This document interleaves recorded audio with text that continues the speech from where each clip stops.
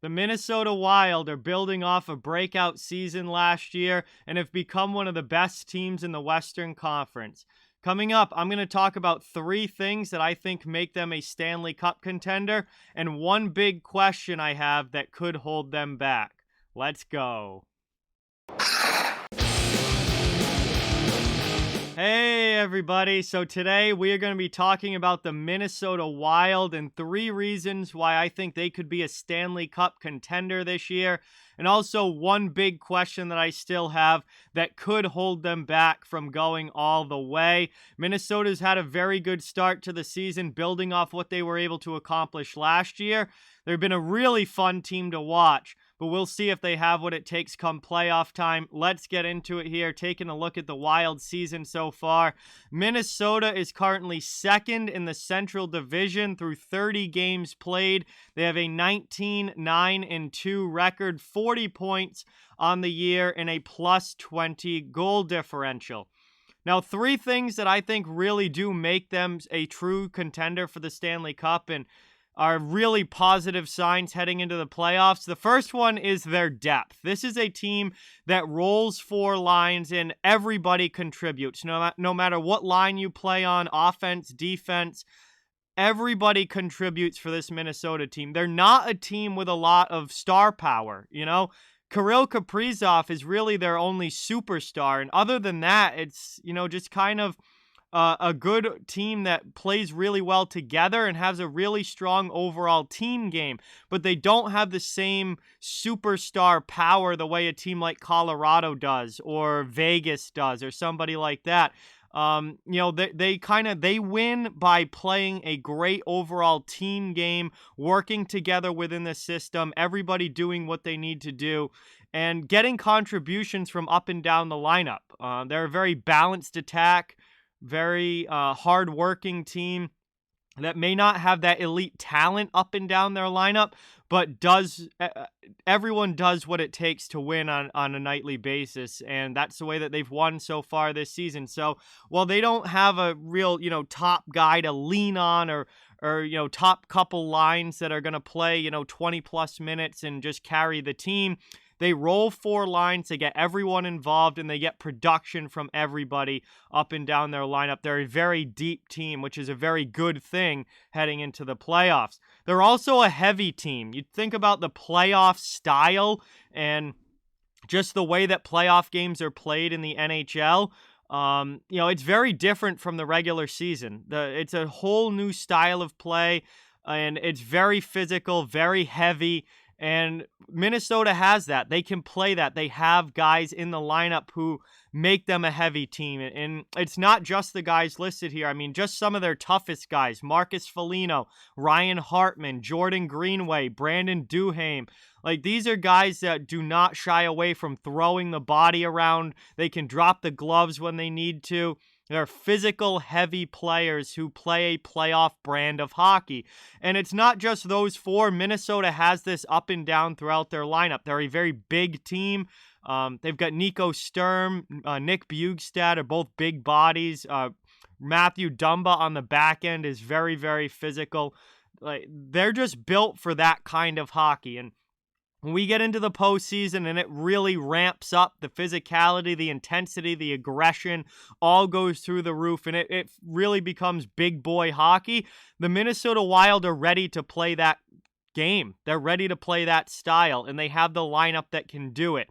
And that's something that you need in the playoffs if you're going to win. Soft teams do not win in the playoffs. Minnesota is far from a soft team. So I really like that aspect of their game, and I think that's going to come up big in the postseason.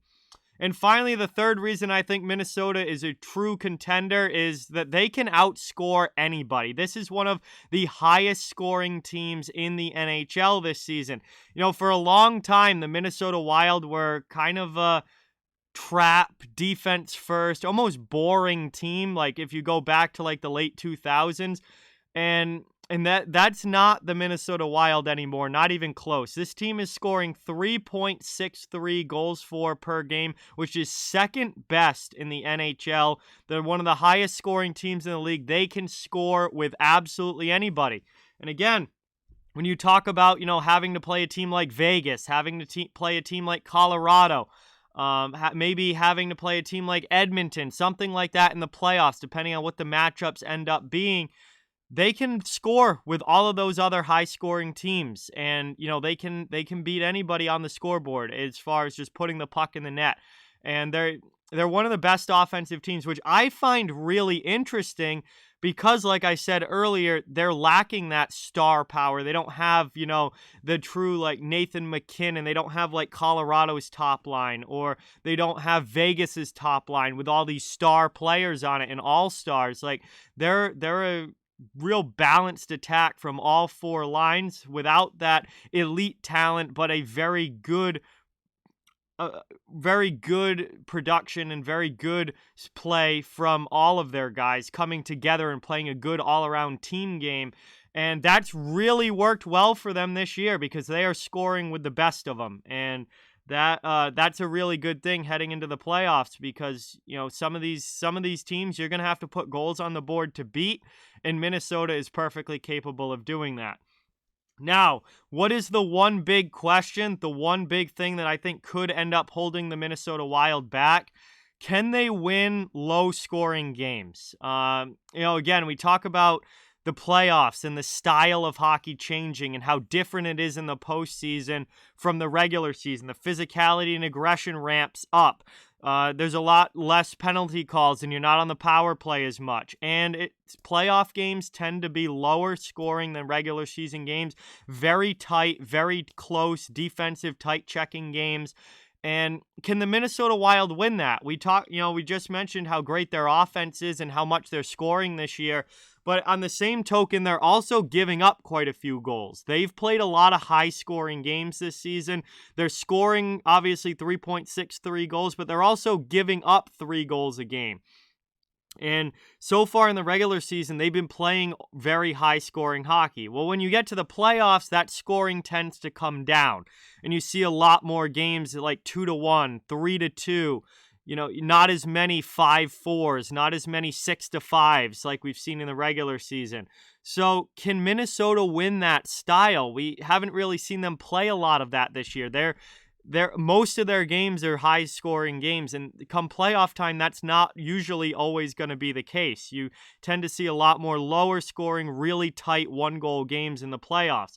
I want to see if Minnesota can win that. That's a big question that I have because as much as they're scoring goals, they're not that great at keeping the puck out of their own net. And you also have the goaltending question. And is Cam Talbot in goal good enough to win a Stanley Cup? Is Cam Talbot a good enough starting goaltender to really take you all the way? Can he keep the puck out of the net enough for them to go to the Stanley Cup Finals or win the Stanley Cup Finals?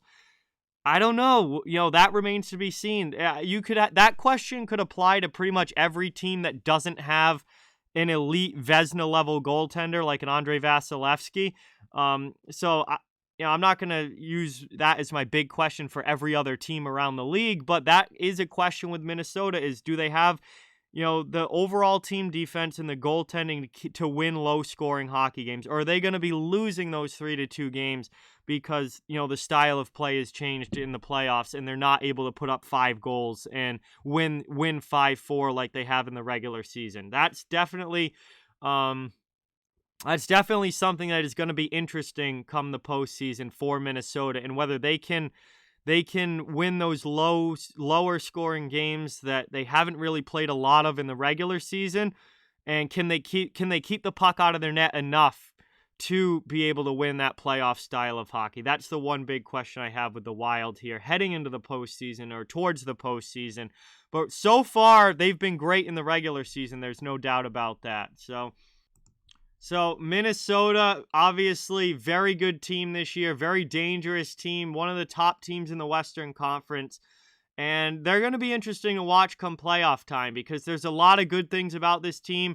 There's a lot of aspects of their game that really do make me think that they can contend this year. They've got great depth. They're extremely hardworking. They can play physical, playoff-style, aggressive, intense hockey. But can they keep the puck out of their net enough to win a playoff series against other elite teams in the West?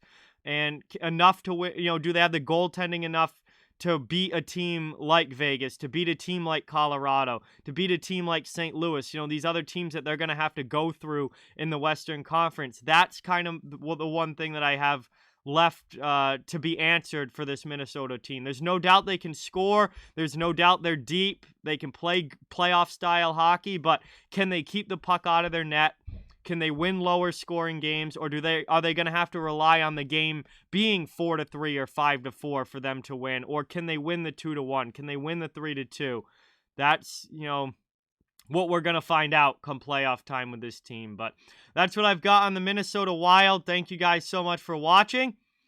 Like, comment, share, subscribe, follow on social media. All those links are down in the description. If you'd like to further support the channel, our membership, merchandise store, and donation links are down in the description as well. Keep spreading the word about this channel. Let's keep this thing growing. Thank you so much for watching. Hope you enjoyed the video, and I'll talk to you guys soon.